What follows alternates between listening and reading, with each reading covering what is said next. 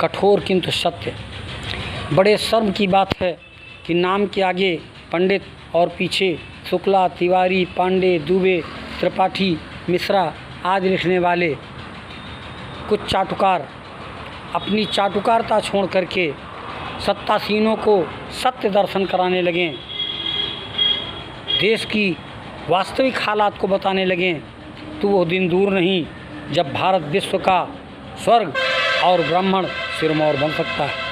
किंतु अफसोस की बात है कि जिन्हें मरे पीढ़ियां गुजर गईं, जब वो सत्ता में थे तो हमारे चाटुकार प्रवृत्ति के लोग उनकी चाटुकारिता करने से नहीं थकते थे, और जब वो दिवंगत हो गए तो वर्तमान सत्तासीनों के आगे उन दिवंगत आत्माओं को गालियां दे दे करके इनके चरणों में स्थान बनाने के लिए भगीरथ प्रयास कर रहे हैं।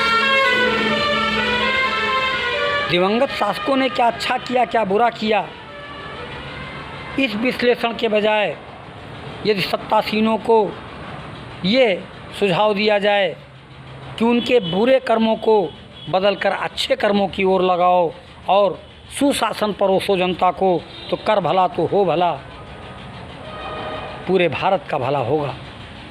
किंतु न जाने क्यों आलोचना से हट ही नहीं पाता हमारा कुछ ब्राह्मण वर्ग, और सृजनात्मक की ओर उनकी दृष्टि ही नहीं जाती है। यदि कहीं सृजनात्मक दृष्टि अपना लें ये हमारे मित्र, तो फेसबुक पर, व्हाट्सएप आदि पर जैसे ही उनकी चर्चा आती है, वैसे ही सुनने और देखने वाले लोग कहते हैं आ गया एक और भांट, एक और चारण आ गया, एक चाटुकार और चापलूस आ गया। शायद इन नामों से वो नहीं नवाजे जाएंगे और कहीं न कहीं उन्हें इस जनता में स्थान मिल सकेगा, इस समाज में स्थान मिल सकेगा। मेरे मित्रों, उन्हें खूब पता है, क्योंकि वो दिमाग रखते हैं, कि आज भी हिंदुस्तान अंग्रेज़ों की बनाई नियम नीति, कांग्रेसियों की बनाई फाइलों पर चल रहा है।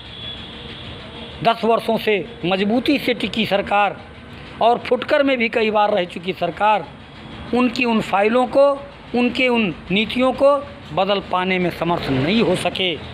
दिल दिमाग वहाँ तक पहुँचा ही नहीं, और पहुँचेगा भी कैसे, क्योंकि वो दिल दिमाग तो कहीं अलग टिकाए हुए हैं, ब्रह्मासन में टिकाए हुए हैं।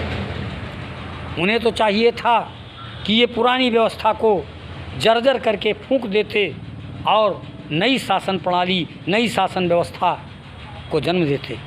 किंतु बड़े दुख के साथ कहना पड़ रहा है, अत्यंत कठोर शब्दों के साथ कहना पड़ रहा है, जो नहीं कहना चाहिए। मुझे माफ़ कीजिएगा मित्रों, कि जब हमारे वो सत्ताधारी शासक एक बच्चे को नहीं जन्मा पाए, तो नई व्यवस्था को क्या जन्म देंगे। जाके पाँव न जाए बेमाई, सो का जाने पीर पर आई। उन्हें इस जनता का दर्द नहीं दिखता, जनता के मन की पीड़ा नहीं दिखती, वो तो अपने मन की बात कह करके ही इतिश्री कर लेते हैं। उसके बावजूद हमारे कुछ वर्ग चूसक चाटुकार उन पुराने सत्तासीनों के द्वारा बहाई गई मूत्रधार को, अंग्रेजियत की मूत्रधार को नवीनाकृति आकार में प्रस्तुत करते हैं और कहते हैं ये तो नई सरकार की बहाई हुई निर्मल गंगा की धारा है। बड़े अफसोस के साथ कहना पड़ता है कि इन चाटुकारों को इनके वर्ग पर हो रहे अत्याचार, SC ST आरक्षण की दुधारी रक्त रंजित भीषण हालात में बह रही नदी का प्रवाह नहीं दिखता, जिसमें पूरा वर्ग बहा जा रहा है। ये खुद भी बहे जा रहे हैं, लेकिन न जाने कहाँ किस आस की तलाश में हैं कि कोई शायद इनको बचा लेगा। कोई नहीं बचा पाएगा। यदि ऐसे ही चाटुकारिता बनी रही तो वो दिन दूर नहीं, जैसे कश्मीरी पंडित विस्थापित हो गया, कश्मीरी पंडित को पलायन करने के विवश होना पड़ा, वैसे ही पूरे हिंदुस्तान का पंडित विस्थापित हो जाएगा और देश छोड़ने को विवश हो जाएगा। मेरे मित्रों, अरे अब तो चेतो। अगर अब भी न चेते तो आगे आने वाली पीढ़ी जब तुमसे हिसाब मांगेगी तो स्वर्ग में नहीं, नर्क में भी तुम्हारी आत्मा छटपटाएगी।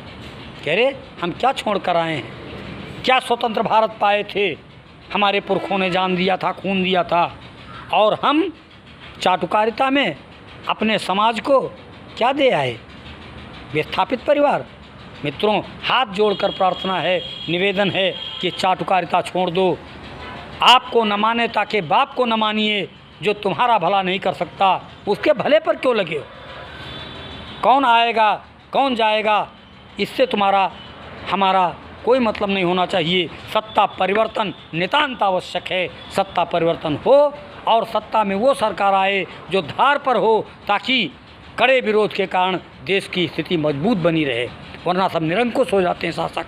आप देख रहे हो, आपकी आंखों से कुछ छिपा नहीं है। मेरे बंधुओं, चाटुकारिता छोड़ दो, मेरे पंडितों, चाटुकारिता छोड़ दो। धन्यवाद होगा, धन्यवाद।